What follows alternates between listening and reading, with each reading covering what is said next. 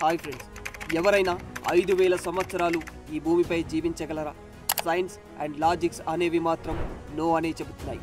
ఒక మనిషి అన్ని సంవత్సరాలు జీవించడం సాధ్యం కాని పని.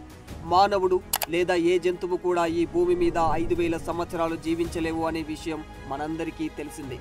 కానీ భారతదేశంలో ఒక వ్యక్తి 5000 సంవత్సరాల నుంచి జీవిస్తున్నట్లు ఓ ప్రదేశం చెబుతుంది. ఇక్కడ వేల సంవత్సరాలుగా ఎవరో వ్యక్తి జీవిస్తూ ఉన్నాడని అక్కడి ప్రజలు చెబుతున్నారు.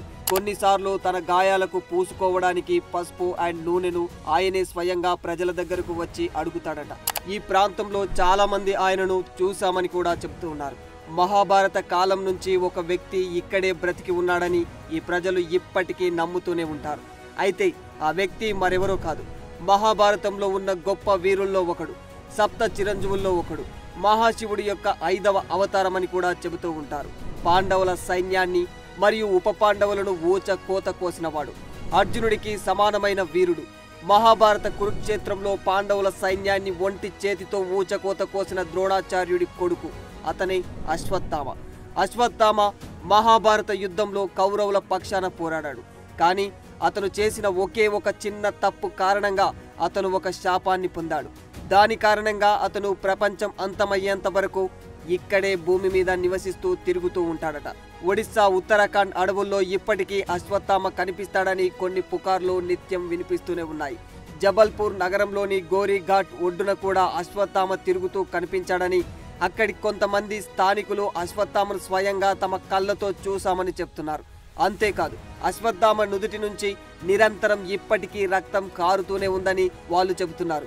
అయితే అశ్వత్థామ నిజంగానే ఇప్పటికీ బ్రతికే ఉన్నాడా? అది తెలియాలంటే మనం మహాభారతంలోకి ఎంటర్ అవ్వాల్సిందే. అయితే వాస్తవానికి మహాభారతం హిందూ మతానికి మూలాధారమైన ఓ గొప్ప కావ్యమని చెప్పుకోవచ్చు.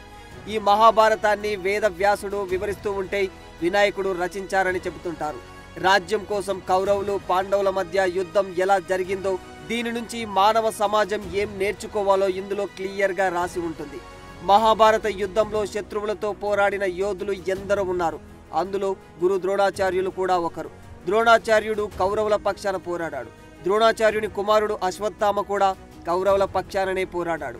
అశ్వత్థామ ఓ గొప్ప యోధుడు. అతను మహాభారత కాలంలో జన్మించాడు.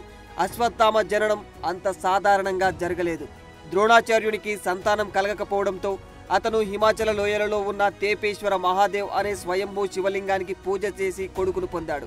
అశ్వత్థామ శివుని అంశతో పుట్టాడు కాబట్టి ఆయనను శివుని స్వరూపం అని కూడా చెబుతూ ఉంటారు.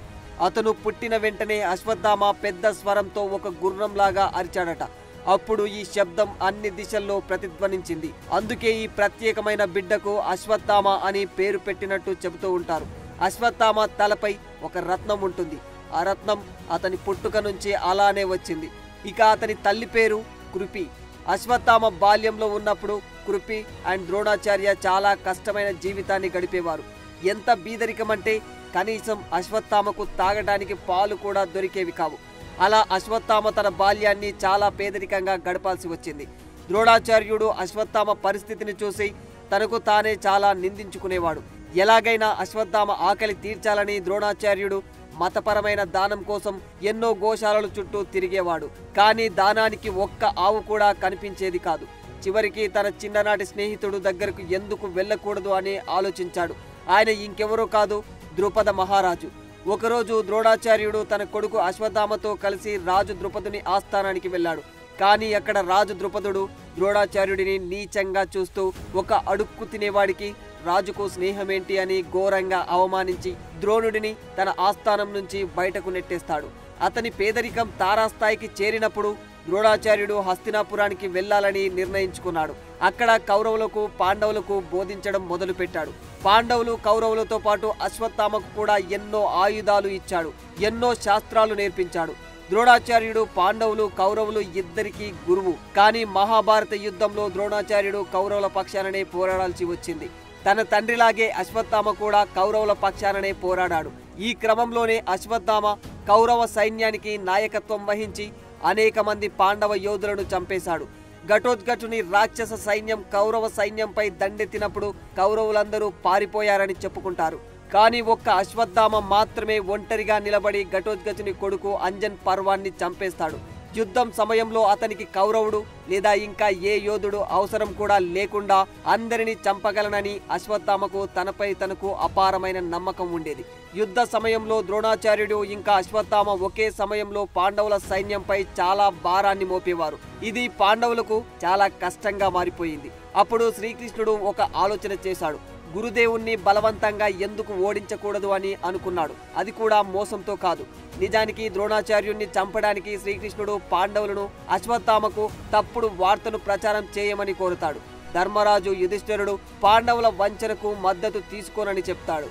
అప్పుడు శ్రీకృష్ణుని ఆజ్ఞ మేరకు యుధిష్ఠిరుడు అశ్వత్థామ అనే ఏనుగును చంపేస్తాడు. ఆ తర్వాత శ్రీకృష్ణుడు ధర్మరాజుతో అశ్వత్థామ అతహ అని గట్టిగా చెప్పించి కుంజరహ అనే మాట కాస్త మెల్లగా పలకమంటాడు. శ్రీకృష్ణుడు చెప్పినట్లుగానే ధర్మరాజు చేస్తాడు.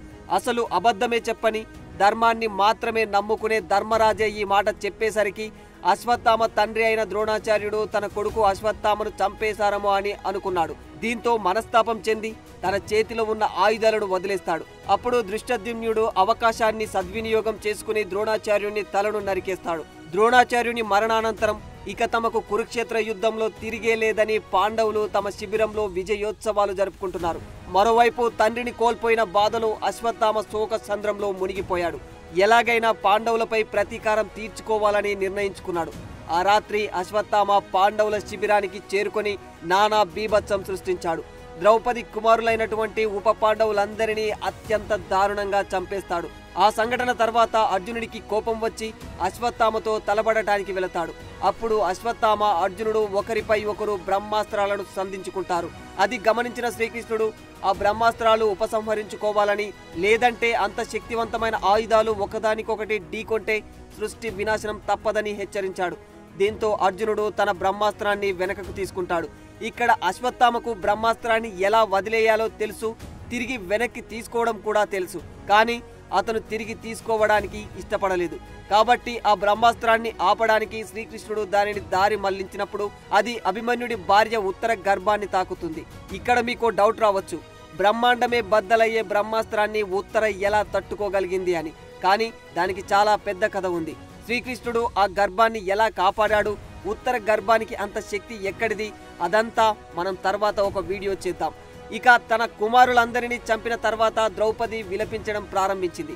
అర్జునుడు అశ్వత్థామను పట్టుకొని ద్రౌపది ముందుకు తీసుకువస్తాడు. కానీ ఈ మహా సంగ్రామంలో తన కుమారులే కాకుండా ఎందరో వీరులు వీర మరణం పొందిన విషయం ఆమె గుర్తుకు తెచ్చుకుంటుంది. అదంతా గుర్తుకు రావడంతో ద్రౌపది అశ్వత్థామను క్షమించి వదిలేస్తుంది. కానీ శ్రీకృష్ణుడు మాత్రం అశ్వత్థామను క్షమించలేదు. చాలా కోపంతో శ్రీకృష్ణుడు అశ్వత్థామ నుదుటిపై ఉన్న రత్నాన్ని తీసేసి కలియుగం చివరి వరకు మహాభారత యుద్ధంలో తనకు అయిన గాయాలతో రక్తం కారుతూ ఉంటే ఆ నొప్పిని భరిస్తూ భూమిపై సంచరించమని శపించేశాడు. శ్రీకృష్ణుడు ఎప్పుడైతే రత్నాన్ని బయటకు తీసేశాడో అప్పటి నుంచి అశ్వత్థామ శక్తులన్నీ పోయినట్టు చెబుతూ ఉంటారు. అప్పటి నుంచి అశ్వత్థామ నుదుటిపై రక్తస్రావం జరుగుతూనే ఉంటుంది. అతని శరీరంపై మహాభారత యుద్ధం యొక్క గాయాలు ఇప్పటికీ మాననే లేదంటుంటారు. శాపం పొందిన తర్వాత అర్జునుడు అతన్ని అవమానించి శిబిరం నుంచి బయటకు తరిమేస్తాడు. అయితే యుద్ధం ముగిసిన తర్వాత కౌరవుల నుంచి 3 యోధులు మాత్రమే మిగిలారు. వారే కృప, కృతవర్మ, అశ్వత్థామ. అనంతరం కృప హస్తినాపురానికి, కృతవర్మ ద్వారకకు వచ్చేశారు. వ్యాసముని అశ్వత్థామకు ఆశ్రయం ఇచ్చాడు. అప్పటి నుంచి ఇప్పటి వరకు అశ్వత్థామ ఈ భూమిపైన సంచరిస్తున్నాడని చెబుతూ ఉంటారు. ఒరిస్సా ఉత్తరాఖండ్ అడవుల్లో ఇప్పటికీ అశ్వత్థామ కనిపిస్తాడు అనే పుకార్లు గట్టిగా వినిపిస్తూనే ఉంటాయి. జబల్పూర్ నగరంలోని గోరీఘాట్ ఒడ్డున కూడా అశ్వత్థామ తిరుగుతూ కనిపించాడని, అక్కడ కొంతమంది స్థానికులు కూడా అశ్వత్థామను స్వయంగా తమ కళ్ళతో చూశామని చెప్తుంటారు. ఇప్పటికీ తన గాయాలను అరికట్టడానికి అశ్వత్థామ పసుపు, నూనె కోసం ప్రజలను అడగటానికి వస్తారట.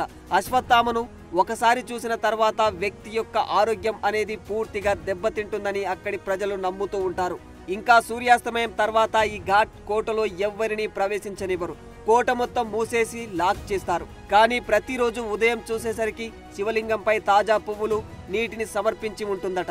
ఇది కూడా అశ్వత్థామ పనే అని అక్కడి ప్రజలు నమ్ముతూ ఉంటారు. ఏది ఏమైనా భారతీయ వేదాల ప్రకారం ఈ భూమిపై ఇప్పటికీ సజీవంగా ఉన్న 7 చిరంజీవుల్లో అశ్వత్థామ కూడా ఒకరిగా చెబుతూ ఉంటారు. సో ఈ వీడియో మీకు నచ్చిందనుకుంటాను. ఈ వీడియో గనక మీకు నచ్చినట్లయితే మీ ఒపీనియన్ని కామెంట్ రూపంలో తెలియజేయండి. For more videos like this, subscribe Big TV channel.